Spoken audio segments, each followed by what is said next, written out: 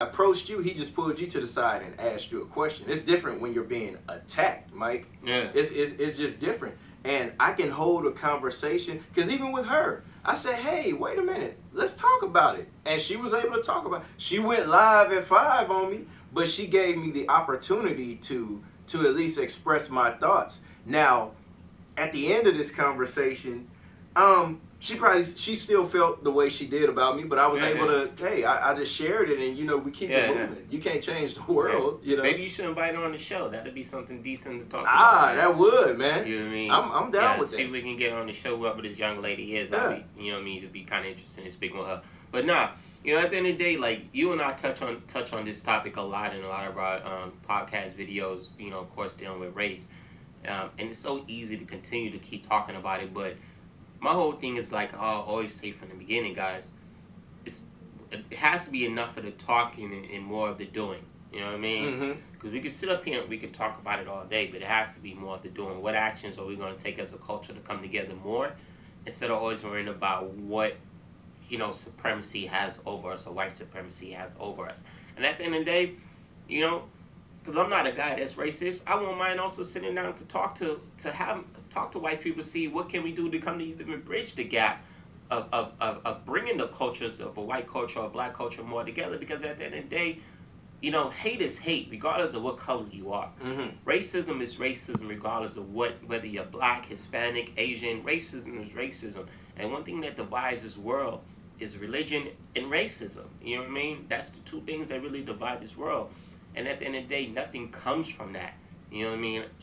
And that's truly how I feel. Nothing truly comes from that. So if you can get together, you know what I mean, to communicate with a white person, or to communicate like, hey, what can we do as a culture, the different cultures, to come together and make it better for the world? I'd rather be more for that than just keeping everything individually and dividing and all that. Because at the end of the day, black people can come together, cool, I'm good with that too. I love that. That would be awesome. But if black people can't come together, white people can stay together and this and that, you know what I mean? That's just something that still keeps the world separate. It keeps the world at turmoil 24/7. And that's just something that you always got to be cognitive of. But see, Mike, I got to be honest with you. I just have to accept the fact that white supremacy is here to stay, it's real. Now watch this, Mike. Martin Luther King had dreams. And to a certain extent, they came to pass. But let's just keep it real.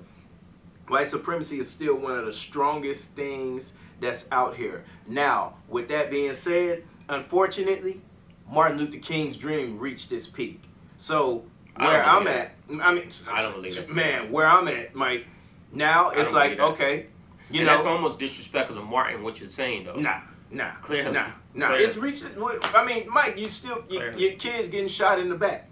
Your kids getting shot. That's been going on, dog. Yeah, but it's been going on. It was even worse when Martin them was around. That's why they forfeited. And it's still happening. So just like, I mean, is it going to get better? No, because white supremacy is real. So now, and that's why you'll always be, Rob, do you think white supremacy is worse at the time of Martin then, or is it worse now? I don't know. Because I wasn't around at the time that. What? I wasn't around at the time.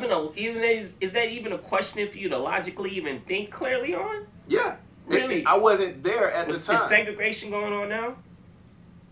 If you get on the bus, you got to sit in the back of it? You got to drink from a fountain that says black or white? It's not going on to where you can see it physically, but it's still happening. So, Rob, that's what I'm asking you clearly. Just pitch your point. Do you think racism and white supremacy and segregation was more serious than it was then than it is now? I honestly don't know. I don't know. No, because check this out, Mike.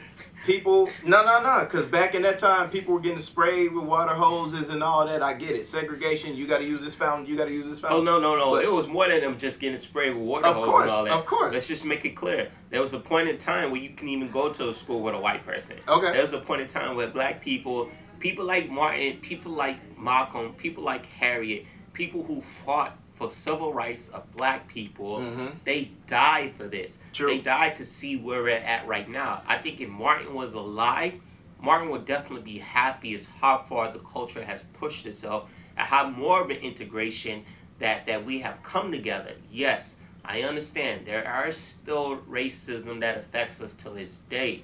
But what I also will acknowledge is that we've come a long way. So that's why I say it's kind of almost disrespectful what you just said, because I don't think Martin's dream has reached his limits. Because if that's the case, Barack Obama would have never been president. Mike, let's be honest, man. You talking about a system of white. When you speak of presidency, Mike, you're talking about a system of white supremacy. That's all you're Regardless of what speaking it of, is, Mike. what I'm trying to explain to you is that at the end of the day, his dream hasn't reached his limit, because if that was the case, a black man would not have been president. I hear you, man. But just like a lot of people said, and I'm starting to believe it, uh, integration was one of the worst things that could have happened to us because we became dependent.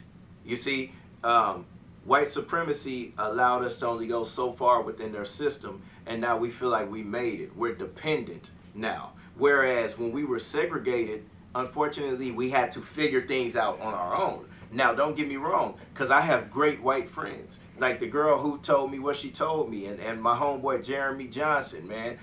I have great white friends, and I love white people. I love everybody. But for my people as a whole, we're too dependent on white supremacy, and that's why we are the way we are. And we're programmed, a lot of us. But when you have a brother like myself who looks at things and reads different things, and I'm like, whoa, wait a minute. Black empowerment, black people, we need to do this, we need to do this. I'm telling you, I read this here, blah, blah, blah. Put your money here, whatever. That's when white people who support white supremacy, they get uncomfortable because now I'm telling them something different that will hurt their system.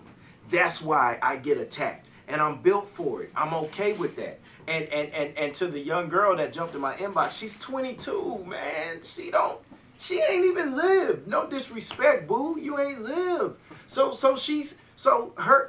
She's growing up in a time where, and she said her black friends don't agree with me.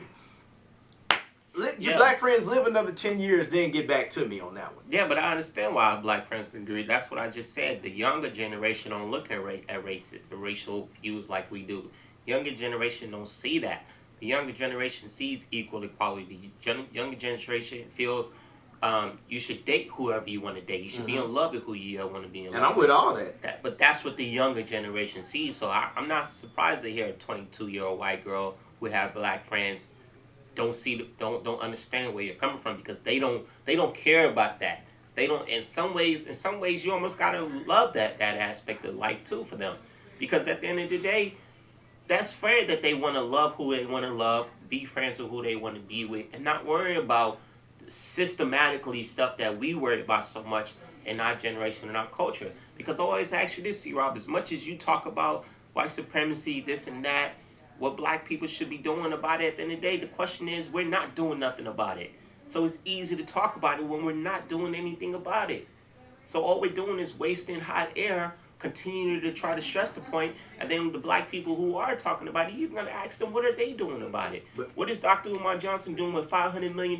That's from half a million dollars from a GoFundMe account from a school that he wanted to build 5 years ago. I mean, he's trying to raise $4 million though. He needs but you gotta ask. But these are the same questions that you always gotta ask yourselves. Like, we just can't be one-sided to every perspective. That's all I be trying to say is, like, let's just open our minds not to be one-sided to every perspective. Instead, let's open our minds to see what can we do just to come up together as a race of people, and especially within our culture. That's all I try to say. And the guys who are doing, the ones who get the information and sharing the information, that's doing something about it, because you're putting yourself out there on the line to be attacked.